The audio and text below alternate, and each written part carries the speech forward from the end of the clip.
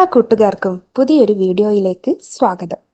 എൻ്റെ കുക്കിങ്ങും ദിനചര്യകൾക്കുമൊപ്പം നിങ്ങൾക്ക് ഉപകാരപ്പെടുന്ന ചില അറിവുകൾ പങ്കുവെക്കാനാണ് ഈ വീഡിയോ. പറയുന്ന കാര്യങ്ങൾ മാത്രം ശ്രദ്ധിക്കുക. വിഷ്വൽസ് ശ്രദ്ധിക്കേണ്ടതില്ല. എഡ്യൂക്കേഷണൽ പർപ്പസ് മാത്രം ഉദ്ദേശിച്ചുള്ള ഈ വീഡിയോ കല്യാണം കഴിച്ചവർ മാത്രം കാണാൻ ശ്രമിക്കുക. വീഡിയോ ഉപകാരപ്രദമാണ്, മറ്റുള്ളവരും അറിയേണ്ടതാണ് എന്ന് തോന്നുന്നുവെങ്കിൽ ഷെയർ ചെയ്ത് സപ്പോർട്ട് ചെയ്യാൻ മടിക്കരുത്. അപ്പോൾ നമുക്ക് വീഡിയോയിലേക്ക് കടക്കാം. സ്ത്രീകളുടെ സ്വയംഭോഗത്തെക്കുറിച്ച് വിദഗ്ധർ പറയുന്ന ചില കാര്യങ്ങളാണ് ഈ വീഡിയോയിൽ ഇന്ന് നിങ്ങൾക്കായി ഷെയർ ചെയ്യുന്നത്. അതിനെക്കുറിച്ചുള്ള ചില സംശയങ്ങളും അതിനുള്ള ഉത്തരങ്ങളും. എന്താണ് സ്വയംഭോഗം എന്ന് നമുക്ക് നോക്കാം. പുരുഷന്മാരിൽ സർവ്വസാധാരണവും സ്ത്രീകളിൽ അത്രത്തോളം സാധാരണവുമല്ലാത്ത ലൈംഗികതയാണ് സ്വയംഭോഗം. ലൈംഗിക അവയവങ്ങൾ സ്വയം ഉത്തേജിപ്പിച്ച് രതിമൂർച്ചയിലെത്തുന്നതിനെയാണ് സ്വയംഭോഗം എന്ന് പറയുക. കൗമാരക്കാരിലാണ് സ്വയംഭോഗത്തോടുള്ള താല്പര്യം ഏറ്റവും കൂടുതൽ കണ്ടുവരിക. വിവാഹശേഷവും സ്വയംഭോഗത്തിലൂടെ രതിമൂർച്ച അനുഭവിക്കാൻ തൽപരരായ സ്ത്രീയും പുരുഷന്മാരുമുണ്ട്. ഇതുമൂലം എന്തെങ്കിലും തരത്തിലുള്ള അപകടമുള്ളതായി ഇതുവരെ കണ്ടെത്തിയിട്ടില്ല. എന്നാലും സ്വയംഭോഗം ചെയ്തില്ലെന്ന് കരുതി കുഴപ്പമൊന്നും സംഭവിക്കാനുമില്ല കേട്ടോ.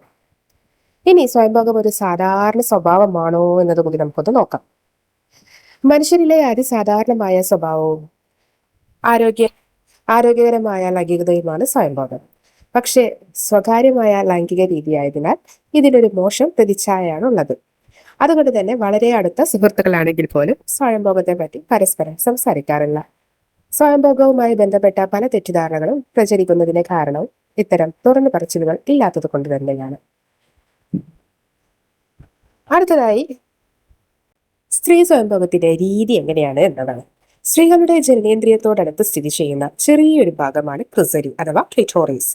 ആയിരക്കണക്കിന് ചെറുനാടുകളിൽ എത്തിച്ചേരുന്നതിനാൽ തന്നെ ഈ ഭാഗം വളരെ സെൻസിറ്റീവുമാണ്.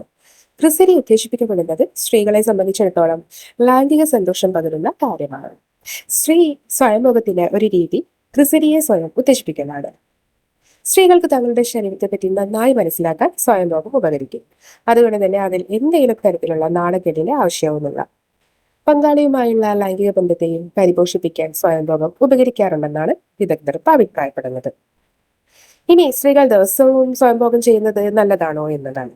ചില സ്ത്രീകളിൽ ദിവസേനയുള്ള സ്വയംഭോഗം സാധാരണ കാര്യമാണ്. അത് അവരുടെ പ്രായത്തെയും ലൈംഗിക താല്പര്യത്തെയും ആശ്രയിച്ചിരിക്കും.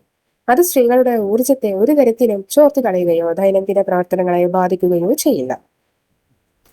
ഇനി ഒരു സ്ത്രീക്ക് ആഴ്ചയിൽ എത്ര തവണ സ്വയംഭോഗം ചെയ്യാമെന്ന് നോക്കാം.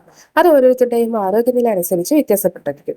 ദിവസവും ഒന്നിലേറെ തവണ സ്വയംഭോഗം ചെയ്യുന്നവരും ആഴ്ചയിൽ 1-2 തവണ മാത്രം ചെയ്യുന്നവരും ഒരു തവണ പോലും ചെയ്യാത്തവരും ഉണ്ടാകാം. ലൈംഗിക പ്രവൃത്തികൾ സ്വാഭാവികമാണെങ്കിലും മറ്റെന്തും പോലെ അധികമായാൽ അതും അപകടമാണ്. സ്വയംഭോഗ താല്പര്യം മറ്റു ദൈനംദിന പ്രവർത്തനങ്ങളിൽ നിന്നും ക്രിയാത്മകമായ മറ്റു പ്രവർത്തനങ്ങളിൽ നിന്നും വഴി തിരിച്ചുവിടുന്നു എന്ന് തോന്നിയാൽ അത് നിയന്ത്രിക്കപ്പെടേണ്ടതാണ്. അതുപോലെ തന്നെ പങ്കാളിയുമായുള്ള ലൈംഗികതയ്ക്ക് സ്വയംഭോഗം പകരമാകുമോ എന്നത് രണ്ടിനെ രണ്ടായാണ് കാണേണ്ടത്. ഒരു സ്ത്രീ എന്ന നിലയിൽ ശരീരത്തെ കൂടുതൽ മനസ്സിലാക്കാനും അങ്ങനെ പങ്കാളിയുമായുള്ള ലൈംഗിക ബന്ധത്തെ മറ്റൊരു അനുഭൂതിയാക്കാനും സാധിക്കുന്നതാകണം സ്വയംഭോഗം. മറിച്ച് പങ്കാളിയുമായുള്ള ലൈംഗികമായ അടുപ്പം സ്വയംഭോഗം മൂലം കുറയുകയോ ഇല്ലാതാകുകയോ ചെയ്യുന്നുണ്ടെങ്കിൽ അത് അപകടമാണ് കേട്ടോ. അത് പ്രത്യേകം ശ്രദ്ധിക്കുക. അപ്പോഴായിട്ട് ഇപ്പൊ നിങ്ങൾക്ക് ഉപകാരപ്രദമെന്ന് കരുതുന്നു. ഇതുപോലെ നിങ്ങൾക്ക് ഉപകരിക്കുന്ന മറ്റൊരു വീഡിയോയുമായി വീണ്ടും കാണാം. അതുവരേക്കും ബൈ.